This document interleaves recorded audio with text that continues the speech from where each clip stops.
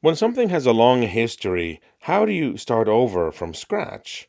When something is beloved by millions of people, can you really start again? Will the new version be accepted? When something is iconic, easily recognizable, and has a well established formula, is it wise to break away from that and take it in a different direction? That is what happened with James Bond in 2006's Casino Royale. A bold departure from what came before, this film rebooted a decades-old franchise, putting everything that preceded it on a shelf and taking the character on a new adventure spanning 5 films.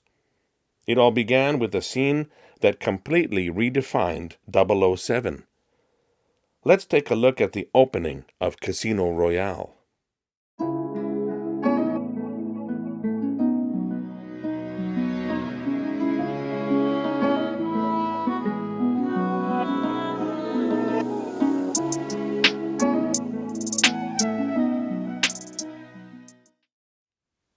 Audiences had last seen James Bond in 2002's Die Another Day. While this film was a box office success, bringing in over $430 million, making it the highest grossing 007 film at that point, it also cost the most, with a budget of $142 million. Although commercially successful, Die Another Day was poorly received by critics, earning 56% on Rotten Tomatoes and an equal 56 out of 100 on Metacritic. Many consider it the worst entry in Bond canon, even among fans of the character's more camp outings. Negative comments included the film neglecting the plot in favor of special effects and gadgets, relying on bright flashes and loud bangs, according to one critic. Citing poor production design and slipshod CGI, some claimed that the film looked cheap despite its budget. Also drawing fire was the excessive amount of product placement, leading some to mockingly refer to the film as Buy Another Day.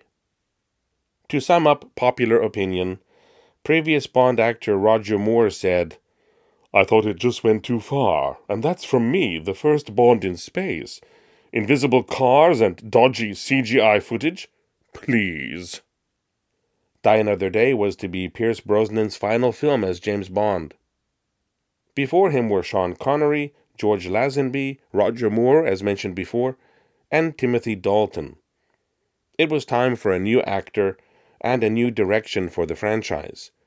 The movies of Jason Bourne had introduced audiences to a grittier, more violent, perhaps more realistic and grounded version of espionage film. Bond would have to follow suit to remain relevant in the cinematic environment of the day. When Pierce Brosnan, having completed the last film of his 4-picture deal with Die Another Day, announced in 2004 that he was stepping down from the role, the search was on for a new Bond. The role finally landed upon Daniel Craig, who had already rejected the idea of playing Bond as he felt the series had become too formulaic. Then Craig read the script, which had been in the works and undergone various revisions since March 2004. Penned by Neil Purvis and Robert Wade, with Paul Haggis contributing a rewrite, the new take on Bond contained in those pages changed Craig's mind. He was in. There was some backlash when Daniel Craig's casting was revealed. He was called James Bland and James Blonde, as naysayers felt he didn't match the tall, dark, and handsome image of the charismatic Bond. Refusing to dye his hair brown, Craig instead suggested cutting it short to appear more brutal, in keeping with the tone of this new version of Bond.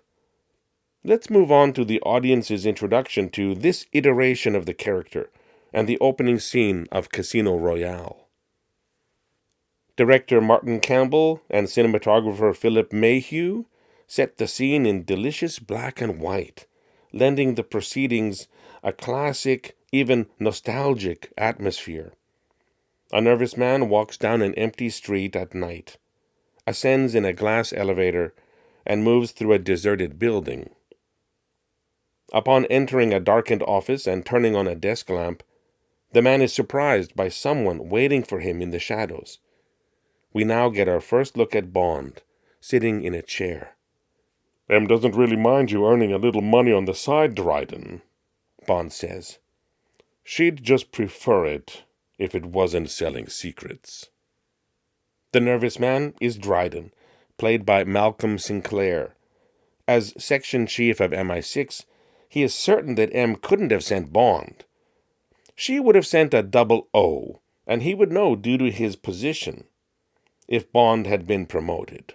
You see, Bond has no kills on file, at least as part of MI6, and to qualify for 00 status, an agent needs 2. We cut to another scene, also shot in black and white, but this time the whites are blown out, the camera is frenetic, it looks gritty. You can feel the grain on your teeth, it is so gritty. This must have been earlier. Bond, in a simple black suit, shirt open at the neck, several buttons down, is in the midst of hand-to-hand combat in a restroom. He is brutal, vicious, easily overpowering his opponent, known as Fisher, played by Darwin Shaw, slamming him into a toilet stall, smashing through the walls of 2 other stalls, and back out into the main restroom, kneeing him in the face. We cut back to the office. Dryden smugly pulls a handgun from a desk drawer and draws a bead on Bond. "Shame. We barely got to know each other." Dryden pulls the trigger, but the gun doesn't fire. There are no bullets. "I know where you keep your gun," Bond quips emotionlessly, holding up the missing clip. "Suppose that's something," he says with a wry smile. "True," Dryden replies. "How did he die?" "Your contact?" Bond answers. "Not well." Back to the restroom. Bond continues battering Fisher, using his head to shatter a urinal. Now behind his kneeling foe, Bond starts strangling the man with his own clothing, dragging him across the floor to a sink filled with water. Fisher struggles futilely, then grabs a discarded gun from the floor. Bond continues applying the chokehold with one hand and uses his other hand to redirect the gun as it goes off, the bullet shattering a different sink. After disarming his victim by smashing the gun hand against a mirror, shattering it as well, Bond uses both hands now to force Fisher's face into the water-filled sink, drowning him. There is strain on Bond's face. The effort shows. Yet at the same time, he is emotionless, cold. The man slides limply to the floor, and Bond stands over him, remaining impassive but not unaffected. Back to the office. "Made you feel it, did he?" Dryden remarks, perhaps sympathetically. "Well, you needn't worry.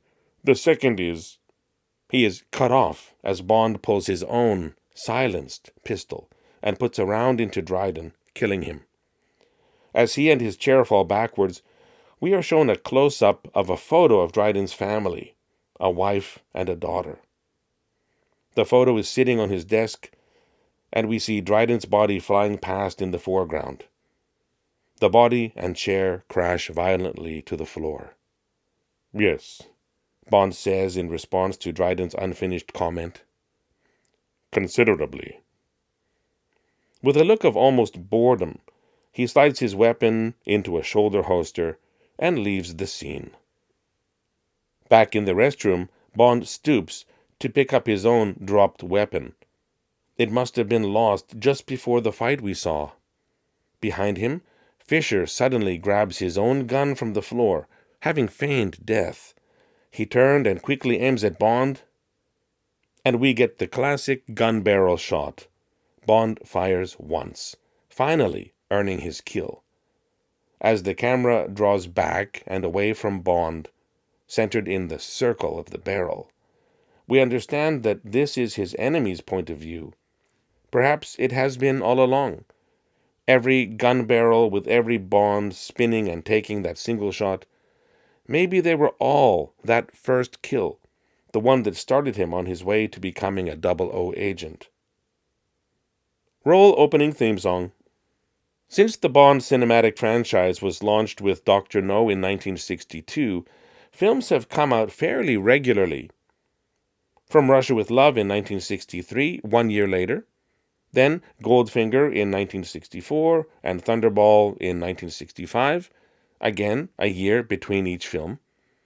The gap widened to 2 years between for several films after that. You Only Live Twice in 1967, On Her Majesty's Secret Service in 1969, Diamonds Are Forever in 1971, and Live and Let Die in 1973.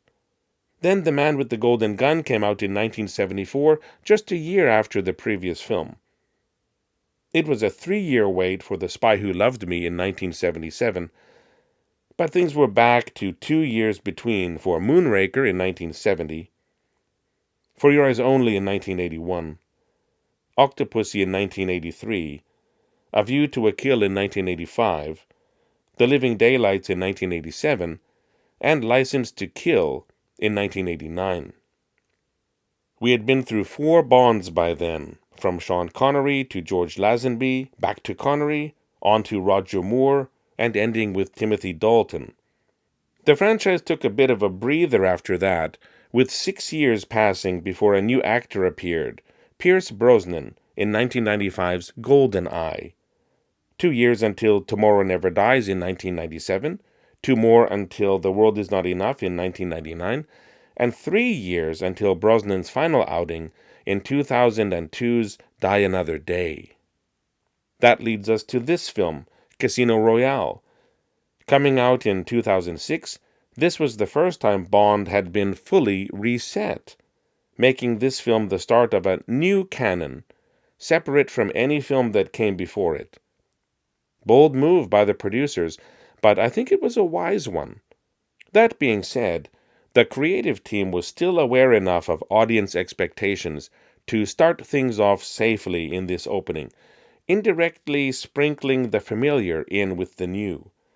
Of all previous Bonds, Craig's Bond is perhaps most similar to Connery's original portrayal. Bond waiting in the shadows for his prey to arrive, ambush fully prepared, is reminiscent of how Bond took care of Dent in Dr. No. The Bond character has had a lot of tussles throughout the franchise.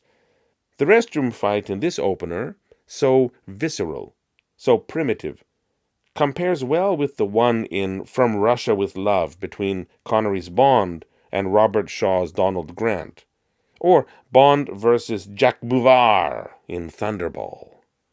The 2 kills we see at the beginning of Casino Royale cannot have been Bond's first kills in service of his country. He is too adept, acting with no hesitation. Yet in these kills, we see 2 sides of Bond here, which is also wise by the creators.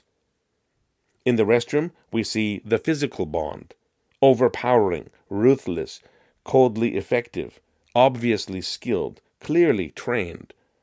I think Craig's Bond at this stage could have held his own without gadgets or trickery against Moore's Jaws.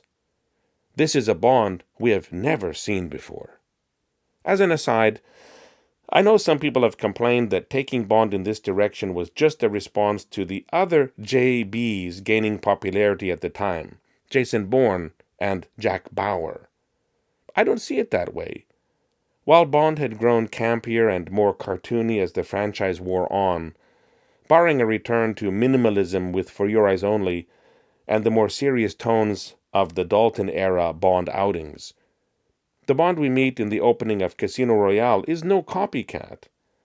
As mentioned before, we had a glimpse of this rough-and-tumble win-at-all-costs Bond in From Russia with Love and Thunderball. Then in The Office, we see a different Bond from the one in the restroom scene. Clever, cunning, prepared, subtle, yet equally effective and skilled and trained.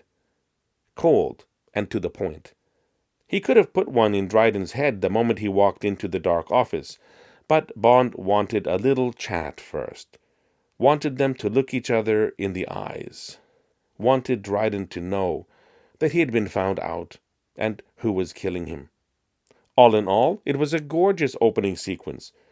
The use of black and white was a brilliant choice, and using two different styles, smooth and beautiful for the office assassination, grainy and rough for the restroom brawl, allowed viewers to better understand both sides of this Bond coin.